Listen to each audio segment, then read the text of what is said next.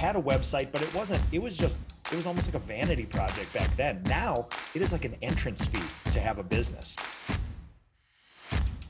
Good. Hey, I wanted to let you know that the Google guarantee, the Google ads, man, I'm getting 12 to 16 calls a week.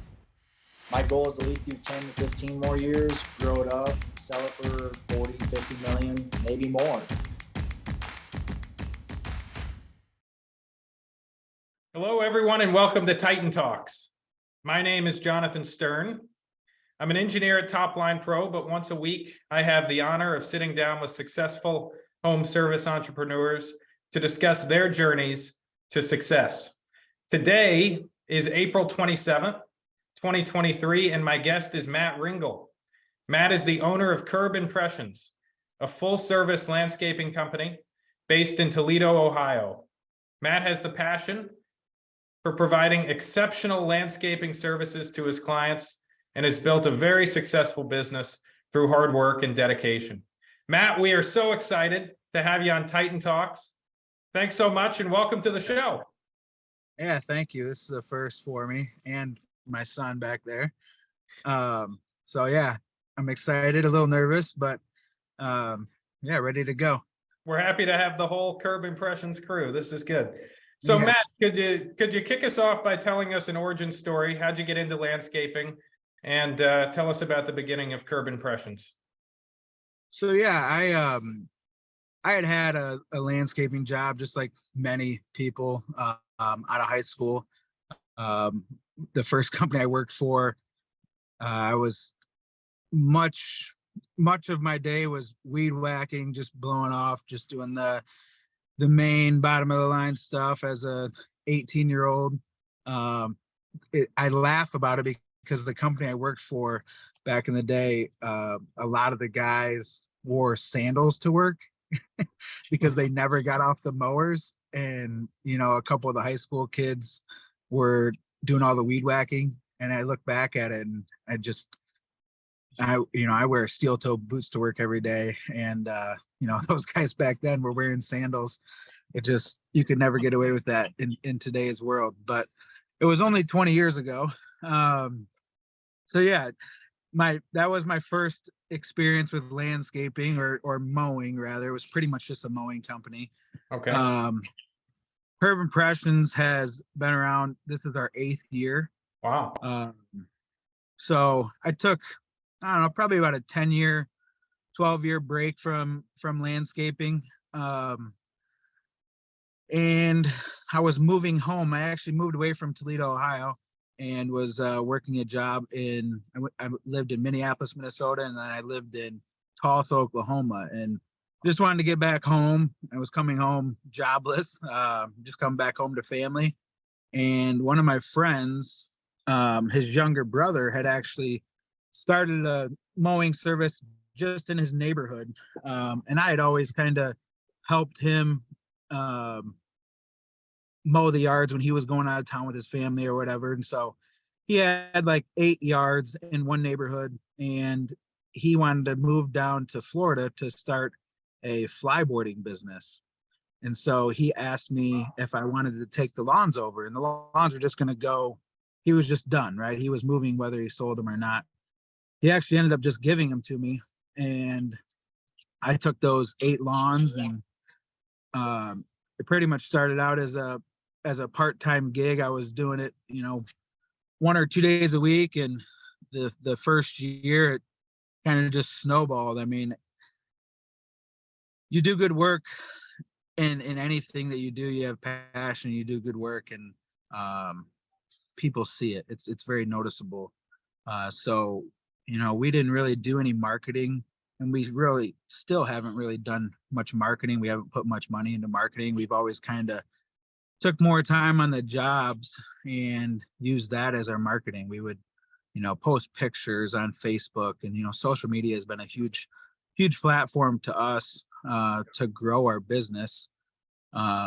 So I think nowadays marketing is a lot different than maybe it used to be, just because anybody can post a video or a picture to Facebook or Instagram, and it just depends on who's following you and if they need work done.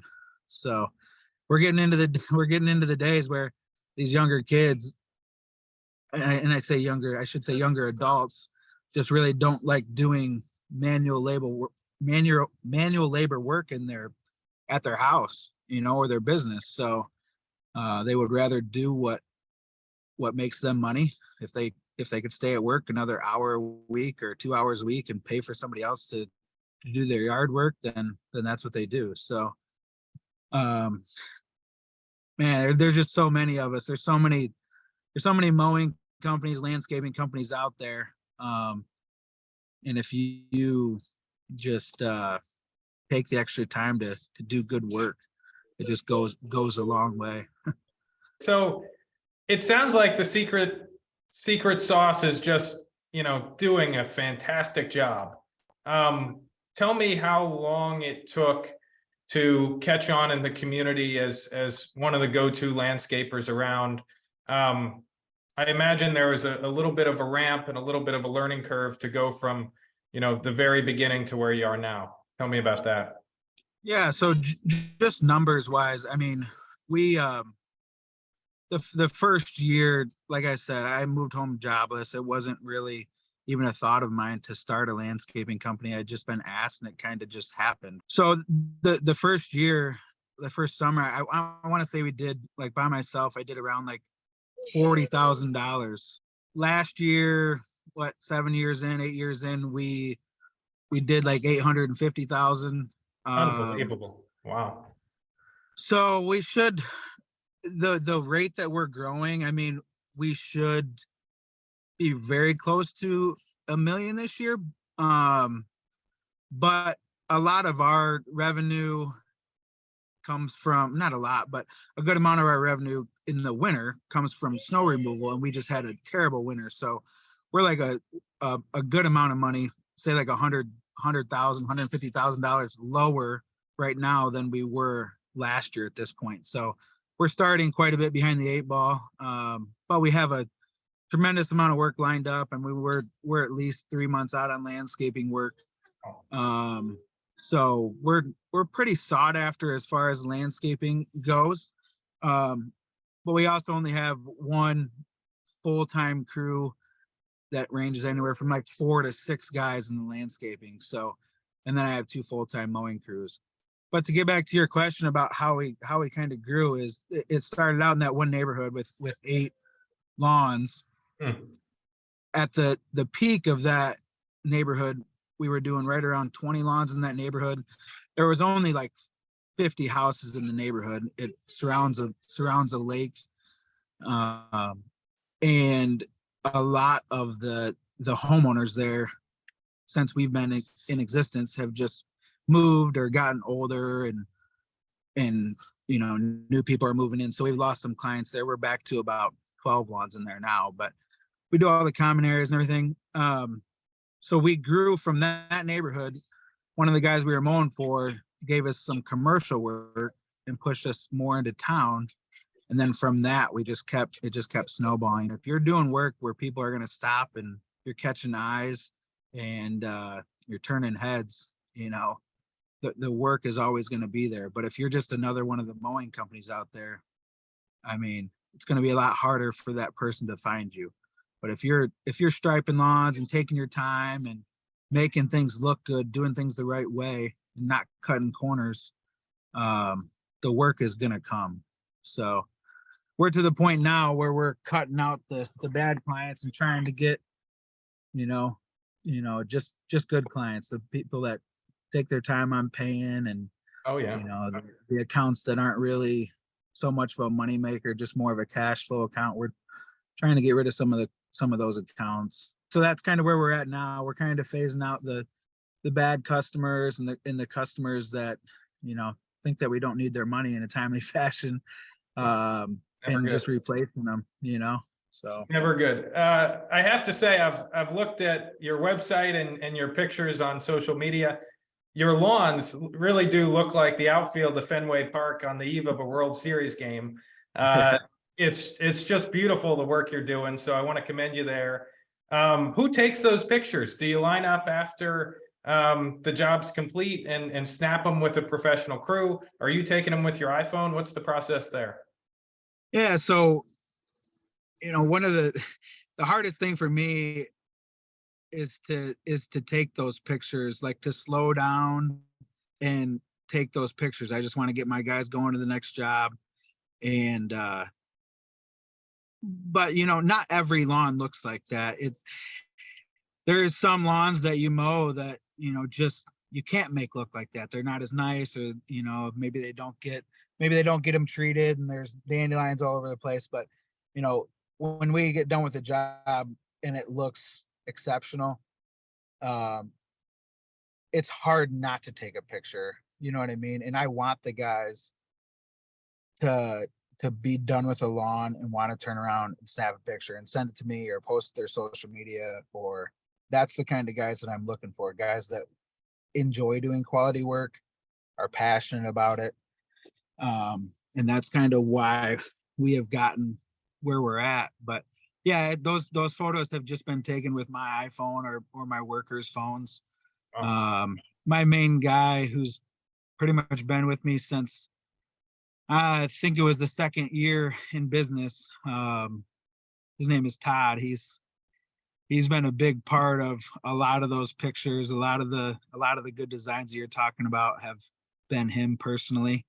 So yeah, there's been a lot of long days, a lot of late nights, and a lot of sweat. So you and Todd are the masterminds. Yeah, I mean, we approach the game a lot differently. Todd, I couldn't do it without Todd, and I don't know if Todd could do it without me. We view things a lot differently, but we're exceptional where the other one might not be. You know what I mean? What are his strengths and what are yours? He is one of the best pushers in the game. And, a pusher is, or a boss, you can call him whatever you want to call him, but I could put, 15 things on his list one Monday and he works until dark.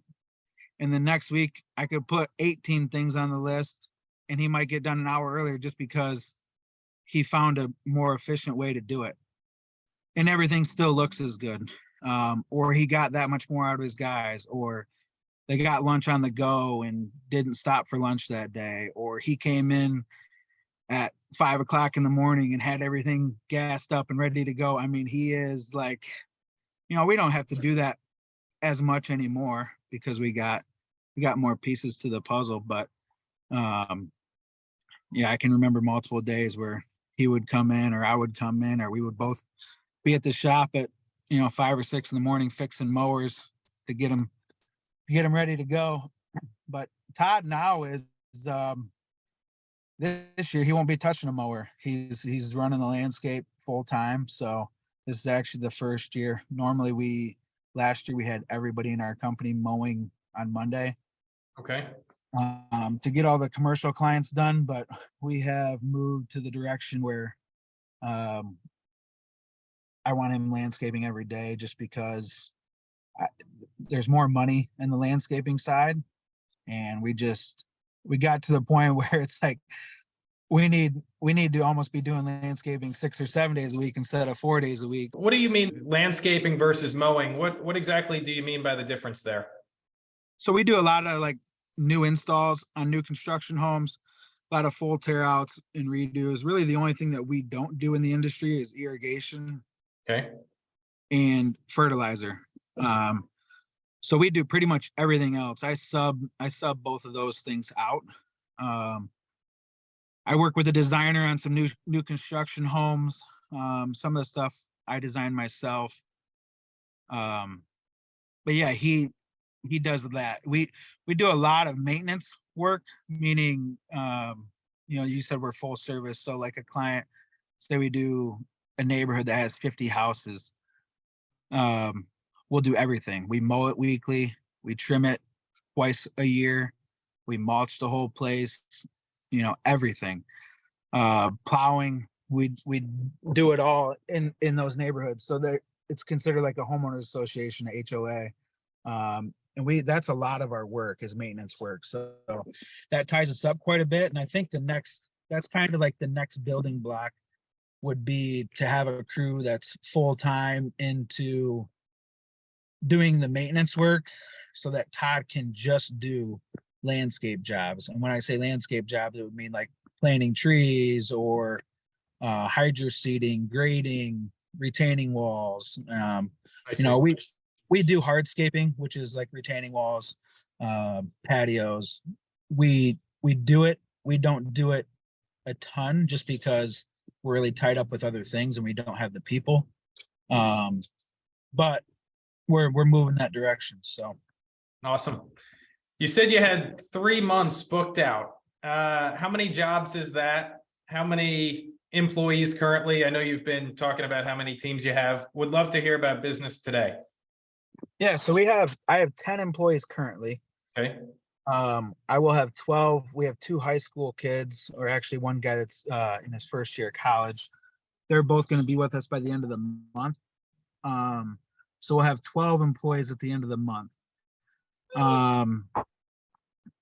We're booked out 3 months, and that kind of that's we got about 3 weeks of trimming for all of our maintenance jobs. So that's kind of included in that. And then I've already been kind of booking up for fall landscapes. We don't like to do a lot of landscapes in the summer. I won't do a landscape in the summer unless they have irrigation. If the people don't have irrigation, then you're just taking on so much liability for the plants dying and stuff like that. And it gets into, you know, are you going to warranty my tree for dying? You know, and then you battle, did you water? You know, if it's irrigation, you're setting the irrigation. Really don't have to worry about that in the game. So, you know, we could have a summer where we get no rain, and then, you know, the person's got to water their stuff daily or every other day, and people get to, you know, lying about it. So you don't want to spend money going back and doing things twice. That's where you would lose money for sure. So How did you get most of those jobs? We touched on marketing a bit earlier. You said social media has been a big help. Imagine the website's come in handy recently. What is your marketing approach and what's worked for you? yeah, so since we've been in existence, all the work that we have gotten has been word of mouth. Wow. You know, it's, if people are happy with the way you do work, the way you treat them, the way you communicate, they're going to spread the word, because they want to feel like they're helping you. Even after you're done with their job and you don't have anything else lined up with them, they want to feel like they helped you. So I get texts from clients all the time, 2 months after we've completed their job, and just said, hey, my neighbor, you know, asked me who did my work. I sent him your name. I hope that was all right. You know, and it happens often. Now this year with going the approach that we had to change to where we were going to be landscaping 5 days a week, I got a little bit nervous about not having enough work lined up. So, and I've kind of wanted to have a website, but we've never needed a website just because we had trouble getting to all the work that we had, you know, so I didn't really need more work. But we want to get to that next level. And, you know, so adding the website, I want to say this year alone, and you could probably check your numbers, but I've probably gotten 10 to 15 leads, maybe 20 leads from it. Wow. And now it's almost happening daily to where I'm getting a lead from it and, you know, following up with a quote. So one of the best features for me is that they get on the website, and I've even gotten phone calls just from people that didn't know about the website, and I direct them to the website to one, create traffic on the website, but two, they can get on there and they put all their info in, and it texts me from the website all their information. It's been a big success, right? It wasn't a big cost. It's already paid for itself easily. So if you're one of those people that are worried about, you know, covering the cost is easily going to be easily going to be covered with the work that you get. For me, it was never the cost. It was just being able to get to the work. I didn't want to be getting all these requests for quotes and not even have the time to go quote it, or if I did go quote it, not have time to get them a estimate or not be able to complete the work. So now that we have the openings and more time and a little bit more employees, I just thought it was kind of something that would get us to the next step, and it's been a great decision. So I'm very glad I did it. Awesome to hear. What do you think is the most common reason that pros hesitate to sign up for websites? I won't say there's tremendous resistance, but some people are content without a website. I'm curious, what's the most common reason for that? And what would you say to those people? I think for me, like speaking from my situation, I liked getting a call from somebody saying, "Hey, you did work for John Smith. I'm friends with him. I need you to look at something in my house." When it gets more on a personal level like that, and you kind of know where the work came from, you're building a foundation, you kind of know who they know, and you feel more comfortable getting paid. You hear a lot of horror stories out there of people getting screwed over and not getting their money. We since in existence, I really only had one person do it to me, to where they just didn't pay the invoice at all. And I don't know. I've never went through the court system to try to collect it. I don't know if it would be worth it. It wasn't a big enough ticket item to spend my time on it. And I don't know what price it would be, what that number would be to spend the time on it. But the invoice was for like $800, and I just said what I needed to say to the client and cut my ties with them. But I think that's probably the scare, is that you're going to get calls from people that you don't know. They don't know you, they don't know your workers, they don't know anything about you. And so that's where that's kind of where the first impression can mean the most, right? You show up, you give them the quote, you have a good conversation with them, your guys go in there, they're mannered well, and they do good hard work. For us, like, I don't have to worry about that because I have good guys. So I don't know, where it's a part of growing. And I know I'm kind of self-taught over the years. I know what jobs we're good at. I know what jobs are going to be kind of home runs for us. I used to bid a lot of things, time and material, so that we wouldn't lose money, and it was kind of a safer option. Now we do a lot more bid work, just because it's a lot easier to hit a home run with. You're the time and material, you're only going to make certain margins. If you're doing bid work and I send my top crew over there, they could make $120 an hour when we're doing time and material for $65 an hour. Makes a big difference. So I definitely think there's jobs, and there's still some jobs even today where I walk up on and I'm like, we haven't really done one similar to this. I'd rather be on the safe side and just do time material and charge them hourly. And I kind of talk about it with the client. I'm real open with the clients. I just kind of say, hey, I don't know what I'm interested in doing this. I just don't know what to charge. It'd be, most fair for both of us if we just do time material on this one. So that's kind of the way I approach that. But I like to do bid work anymore, just because, that's where we're going to make most of our more money, on our side of things. You've been running Curb Impressions for 8 years. Yeah. There are a number of pros listening to this thinking about starting out on their own. What advice would you offer to them? What are the top 2 or 3 things you've learned that you'd pass along? I would say a couple of things. You got to find that sweet spot as far as growing at a good rate. You know, I think with the word of mouth, doing good work, you're gonna get work. All right, it's gonna start to snowball. If you're comfortable with the rate that you're growing and the rate that the work's coming in, um,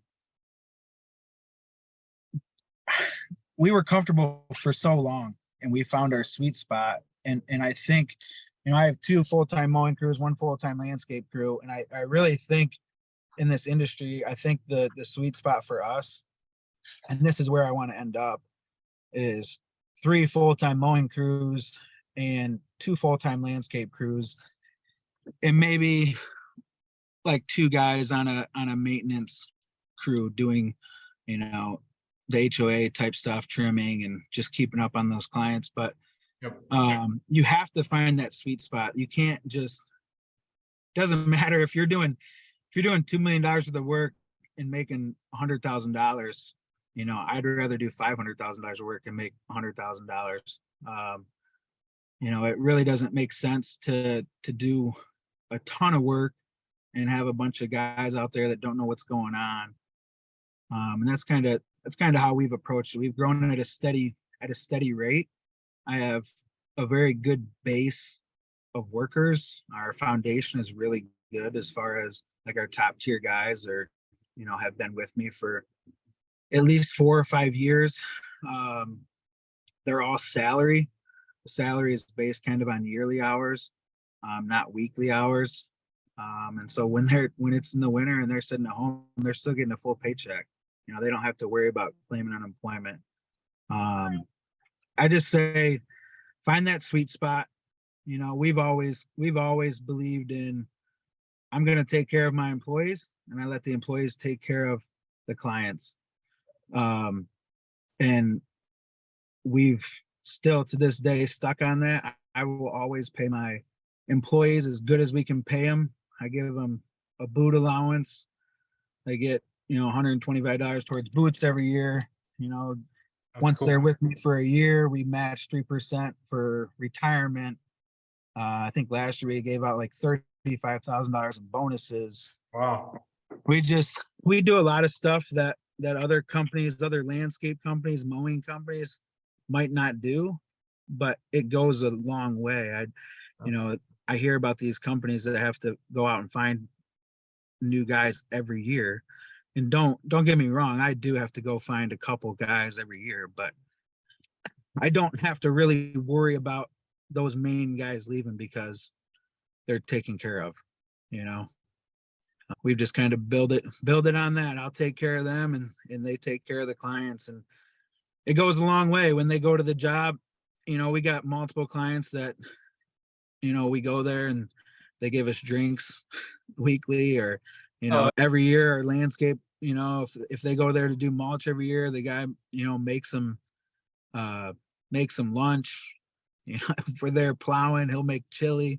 I mean, I'm talking about one specific client with all that stuff, but it's awesome to work for good clients. And the longer you're in business, you're going to find more of those people. Matt, do you mind if we close on a rapid fire round? Would that be okay? Yeah, sure. What's the biggest mistake you've made, and what'd you learn as a result? Ooh, the biggest mistake I've made. I would have gotten the website sooner. I honestly, you know, I know that's what you guys deal with, and I'm not just saying that. But it's actually been pretty relieving. I thought it would add more work for me, but it's been pretty maintenance free. It's really been nice to be able to send all my clients, you know, and ask for the reviews, and it's kind of nice to be able to see what you've built. So I would say that I wish I would have done it years ago. Anything other than that, I'd worked. So when I brought Todd on, another small thing about like our background, when I brought Todd on, Todd was like our first salary employee. So he wanted to make a certain amount a year and he didn't want to claim unemployment. And it was a big risk for me because we didn't have the work to support that. but it was like a big gamble, right? So I knew what kind of a worker he was.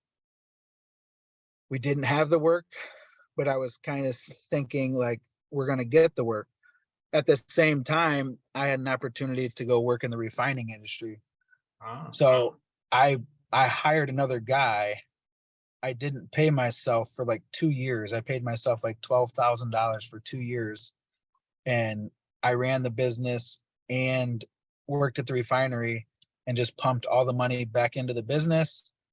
And I was able to pay Todd what he wanted and a little bit more.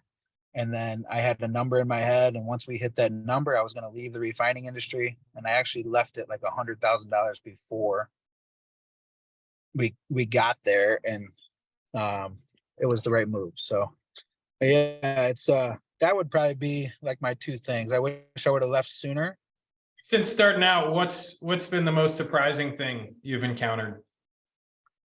COVID. COVID changed so many things that people don't even think of. I mean, we had guys that were we had crews of 4 that we took down to crews of 2. You know, guys were sitting in the front seat, the other guys sitting in the back seat. We had all kinds of, they were wearing face masks and, I mean, wiping doors down, and we like assigned weed whackers and blowers to people. And all that stuff just slows us down, right? I mean, that is not what the industry is meant for. And so, not only that, but all my employees have friends that are sitting at home making more money than they're making. So how are you not gonna think like, man, I just want to quit my job instead of like the government just paying? It was very trying times. It was difficult. It just created a lot of hurdles. That was definitely like the biggest surprise that we've had. Man, I'm so glad it's over. I'm glad it's over too. Yeah. Final question, Matt. What's your goal? Why are you doing all this with Curb Impressions? So I've always kind of said, I even tell my guys this, I'm not doing this to get rich. I mean, I would love to make a good living and, have a lake house and be able to have my guys up there or whatever. But that is not what I'm in this for. That's why we don't work 7 days a week. We barely ever work Sundays. Yep. Rarely work Saturdays unless, the weather has pushed us to work Saturdays, which is pretty uncommon in our industry. I mean, most landscapers work Saturday. We kind of thrive on balancing life with work. And that's kind of the people that I want working for me.